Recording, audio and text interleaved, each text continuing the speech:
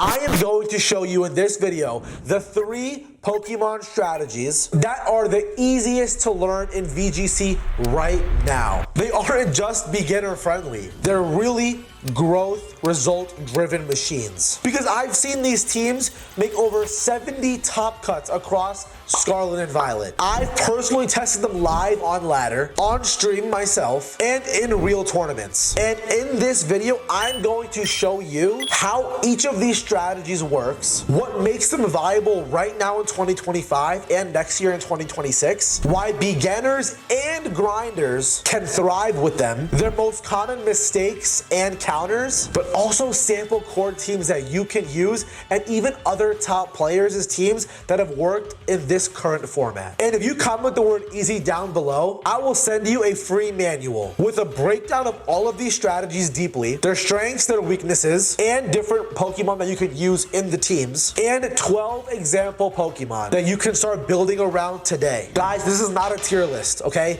This is a blueprint. So let's start off with one of the most iconic strategies in Pokemon history.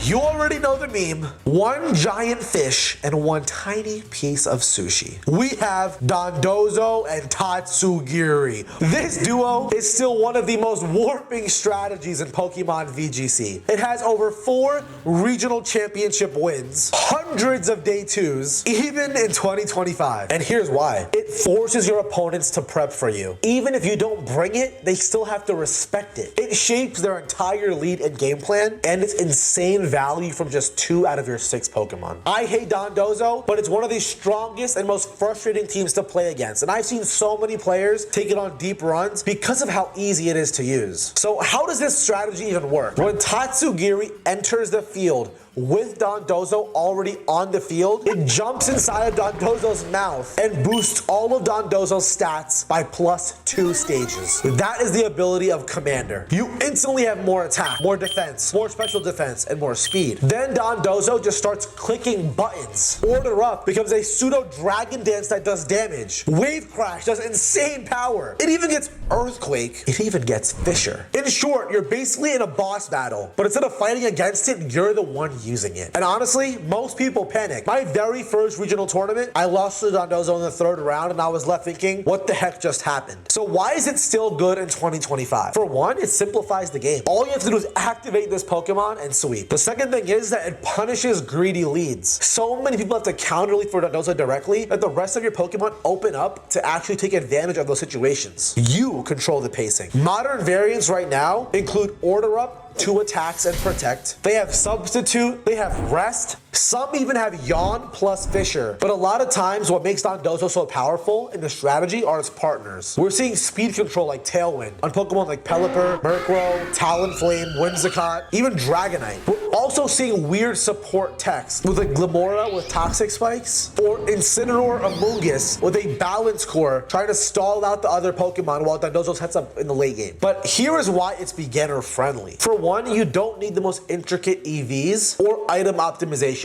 Yes, those things help you out, but almost every item has value. Okay, you have Clear Amulet on your Dondozo, well, Incineroar can't slow you down. You have Leftovers, you're gonna recover every time you click Protect with all your bulky stats. You have Rocky Helmet, when Urshifu comes in, it can't critical hit you to death. Safety Goggles, Amoonguss is not touching you. You also don't need to play 15 turn balance games. It's very simple. Do as much damage to things in the front, and then let Dondozo clean up in the back. Or let Dozo wreak havoc in the front, so your Pokemon in the back like Dragonite and Qianpao, Dango and Murkrow, or Mouthwood and Annihilate can deal with the damage and clean up the field later. This team lets players build momentum and overwhelm their opponents. You learn positioning, you learn timing, and you learn how to control the game. And what happens?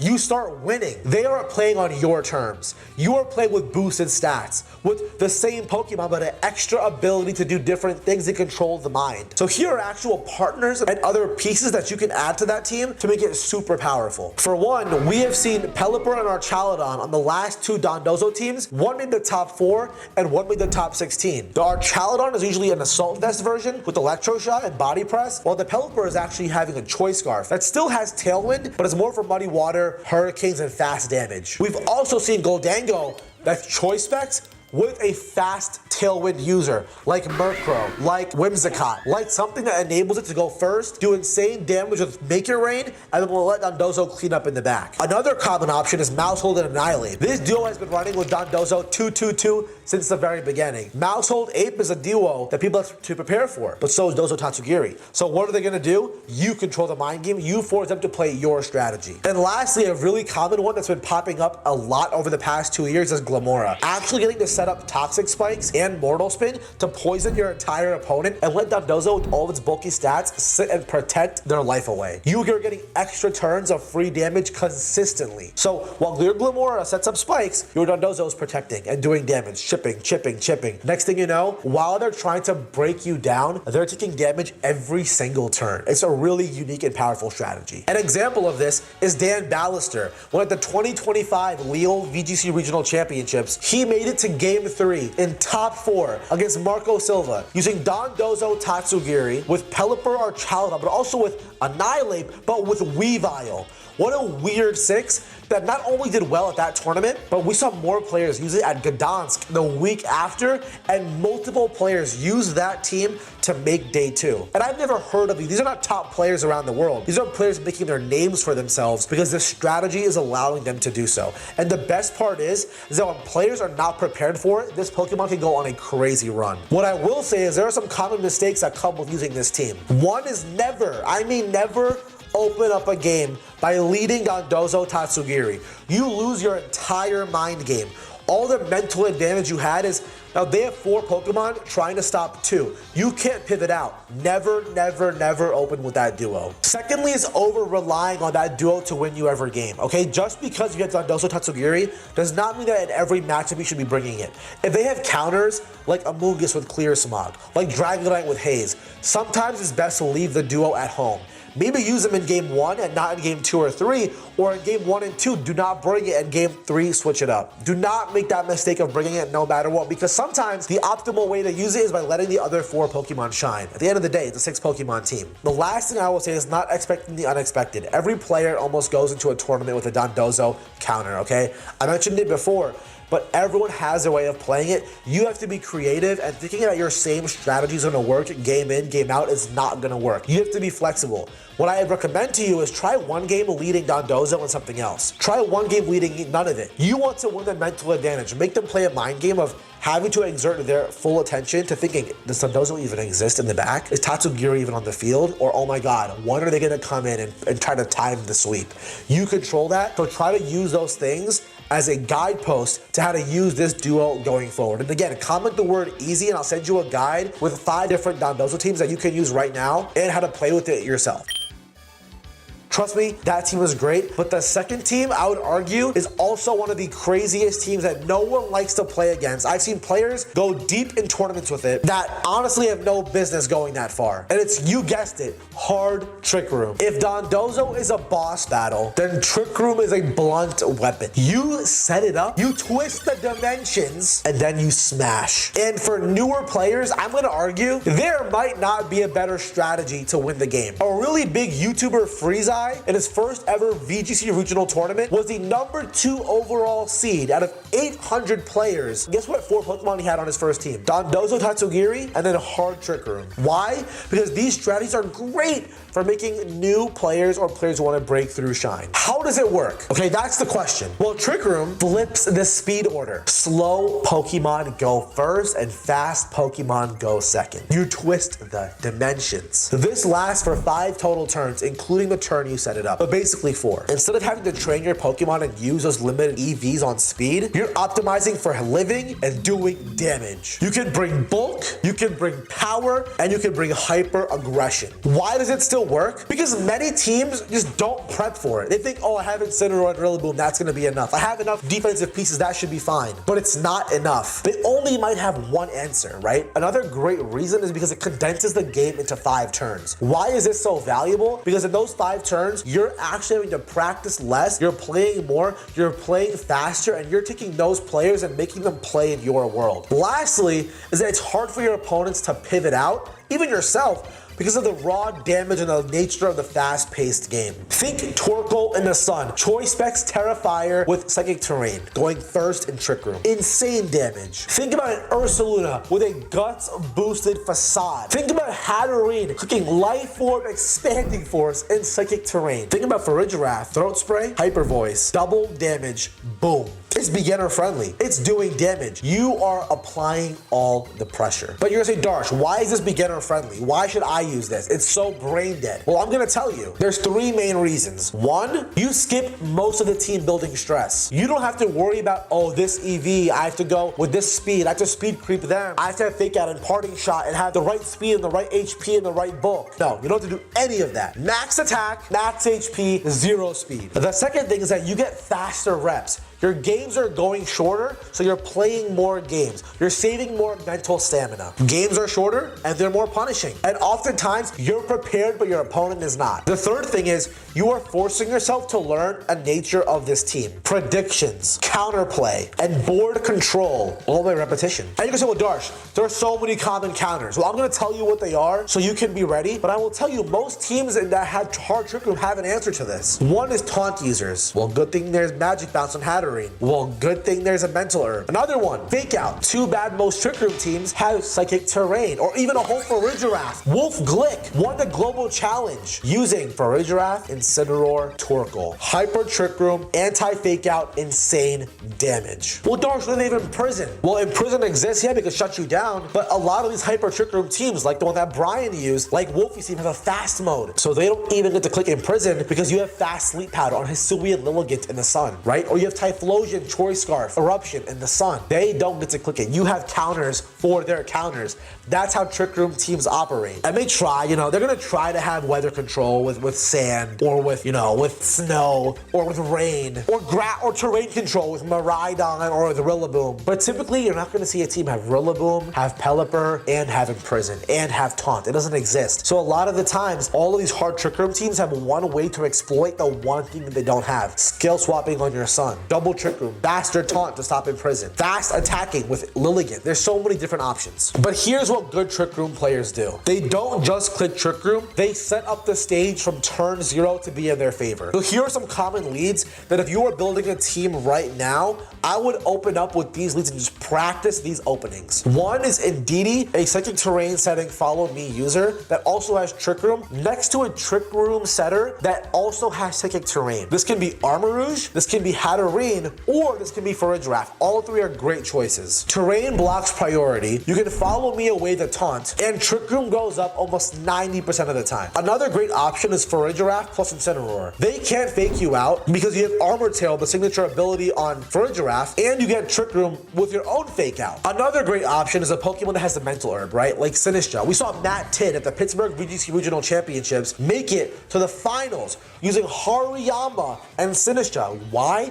Because the Sinistcha always got Trick Room with this mental herb. There's so many ways to stop all of these different counterplays. And these are 3 ideas that I really love. Leads are fine. You have to have these sweepers out in order to capitalize. You have to have Ursaluna, either Blood Moon or the one with ability Guts, the Hisuian version that has the Flame Orb with Headlong Rush, Facade, and or Earthquake, or even Substitute. Get Torkoal on your team. I don't care if it's Choice Specs, Charcoal. Torkoal going first in the Sun is a demon on every hard Trick Room team that also enablers a fast Pokemon like Hisuian, Lilligant, and Typhlosion. Lastly, you should use Psychic Terrain Enforcers that take advantage of Indeedee's power of terrain, like Hatterene, Armarouge, and Farigiraf that all have Expanding Force. Trust me, it is the wave. But what makes Trick Room players elite, and what skills do they need to have that will make yourselves better in this type of team? 1 is awareness. You have to know when to push versus when to pivot and what their counters are going to be to your openings. The second thing is aggression. You have to be ready to make hard switch-ins,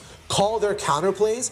For example, if they have 2 protects on their field, it's the last turn of Trick Room, and you have 2 Trick Room setters, like Armarouge and Hatterene. Sometimes they will try to double protect to stall out your last turn of Trick Room. Some psychos make an amazing play where if you actually double Trick Room with both Pokemon, Trick Room resets, giving you a fresh set of turns, they don't escape, and you control the game again.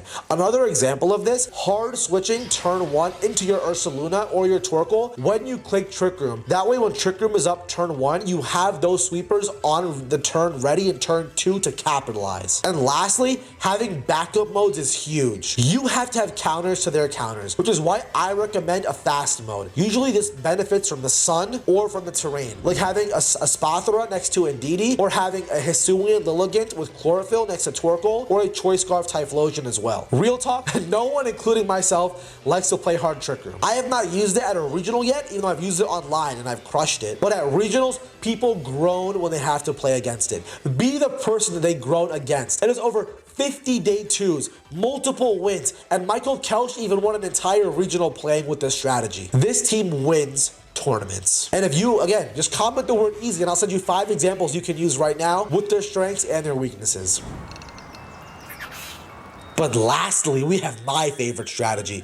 This one is one that I have used myself to make 7 top cuts, to make 7 day 2s, and an invite to the Pokemon World Championships. I have used this strategy to beat Pokemon World Champion Wolf Glick, Pokemon World Champion James Evans, Pokemon World Champion Toller Webb, international champions like Federico Camporesi, and top players like Joe Ugarte. This strategy has changed my life. This strategy is why I'm competing year in, year out. And if you haven't guessed it, it's Prankster Screens. Light Screen plus Reflect, or sometimes Aurora Veil. It's quite simple. The way this works, you have a Prankster ability Pokemon on your field, like Sableye, like Grimmsnarl, like Klefki. You give them the Light Clay, which makes moves like Light Screen and Reflect, those 2 moves we call screens, last for 8 turns that reduce the damage of your opponent with priority, meaning before they attack, you get to set up your damage resistant walls. It's quite simple. Set up screens, reduce damage, and then bring in the S tier damage dealing threats in the back to sweep them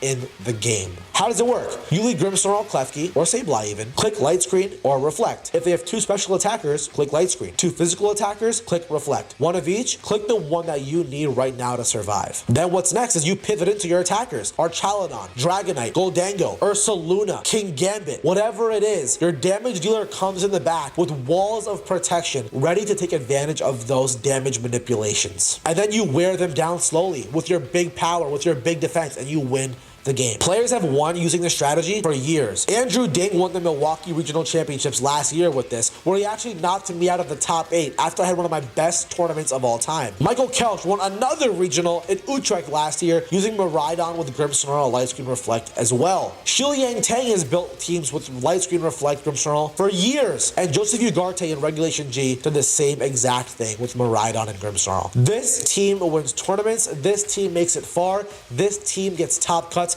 This strategy works. In the last regional in America, Paul Chua did it himself and made day 2. 2 French players in Gdansk did it as well, all with the same team of Grimmsnarl, Pelipper, Dragonite, Volcarona, Goldango, Ursaluna, Blood Moon. An insane 6 team. Really simply, the top combos are screens plus big damage. Sometimes it's nice to have Fake Out, right? Fake Out plus Grimmsnarl, Incineroar plus Grimmsnarl, Rillaboom plus Grimmsnarl, or Redirection, Mousehold plus Grimmsnarl, Amoonguss plus Grimmsnarl. Anything with screens is great. However, there are some common mistakes that I see people use all the time. And I see people that I coach in my Day 2 collective, my coaching community where I help players, have made this mistake as well. One is setting screens too early and wasting turns. Sometimes you have to do damage first, or even use my favorite move, Thunder Wave, where you can actually negatively impact your opponent first. I honestly made this mistake in my top 8 match in Toronto. I should not have clicked Light Screen and Tailwind in Game 3, Turn 1 against Chuppa Cross in the top 8 of the Toronto VGC Regional Championships. I had to click Thunder Wave into his Volcarona,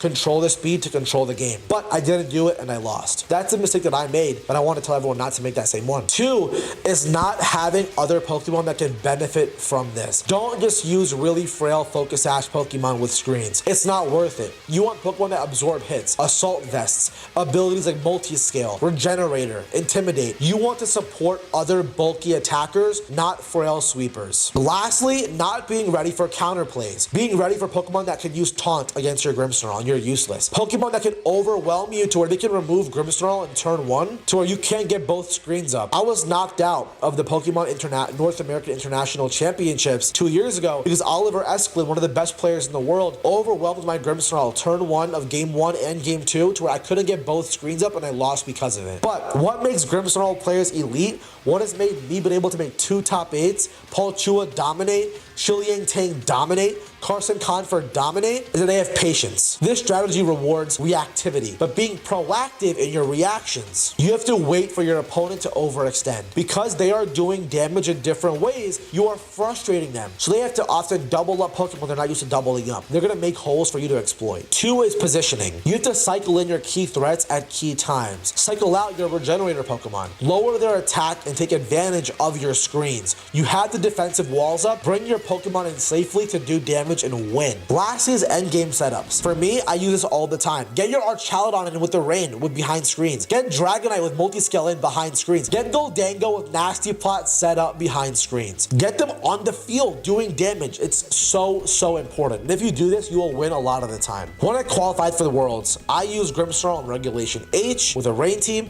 I use it in Regulation G with Miraidon, and I use it in Regulation I with Calyrex Ice. I made Day 2 in every single format. It gave me room to think. It is one of the most forgiving strategies in the world. The reason why it benefits newer players or players that want to break through is that you can make mistakes. You can eat hits better. You can get turns back using Thunder Wave. It's a broken move. You get to slow the game down. You get to make bait sandwiches and win off of raw efficiency over a long course of a long tournament. It's like putting training wheels on a Ferrari. Wait, I don't know if that sounds good, but essentially that you can win without being perfect. You don't have to get every turn right, but you get more turns back with these walls and with Thunder Wave. And that's that. You grow fast and you perform extremely well. Let me make this simple, okay? These are 3 strategies that I have used personally. I gave you the strengths. I gave you the weaknesses. I've showed you multiple players like Michael Kelch, Shiliang Tang, Luca Paz, that have took Dondozo to win regionals, have taken Grimmsnarl to win regionals, have taken Hard Trick Room to win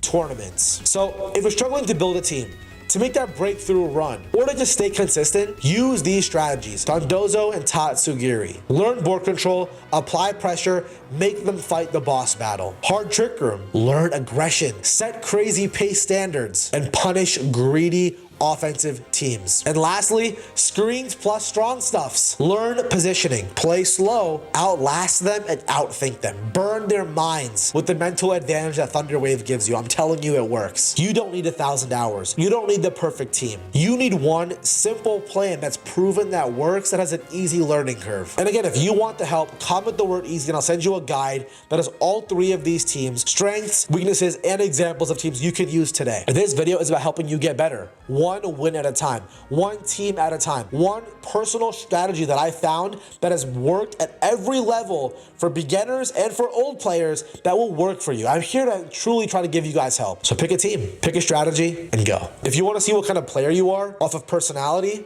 to see if one of these teams works best for you, watch this video. And if you want me to see him break down every single strategy in 44 minutes, every single one, watch this video. Thank you guys so much. I hope you liked the video. I'll see you in the next one. Peace.